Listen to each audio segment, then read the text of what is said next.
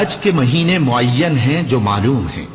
تو جو شخص ان مہینوں میں حج کی نیت کر لے تو حج کے دنوں میں نہ عورتوں سے اختلاط کرے، نہ کوئی برا کام کرے اور نہ کسی سے جھگڑے، اور جو نیک کام تم کرو گے وہ اللہ کو معلوم ہو جائے گا۔ اور زاد راہ یعنی رستے کا خرچ ساتھ لے جاؤ، کیونکہ بہترین زاد راہ پرہیزگاری ہے۔ اور اے اہل عقل، مجھی سے ڈرتے رہو، اس کا تمہیں کچھ گناہ نہیں کہ حج کے دنوں میں بذریعہ تجارت اپنے پروردگار سے روزی طلب کرو۔ اور جب عرفات سے واپس ہونے لگو تو مشعر حرام یعنی مزدلفہ میں اللہ کا ذکر کرو، اور اس طرح ذکر کرو جس طرح اس نے تم کو سکھایا، اور اس سے پیشتر تم لوگ ان طریقوں سے محض ناواقف تھے۔ پھر جہاں سے اور لوگ واپس ہوں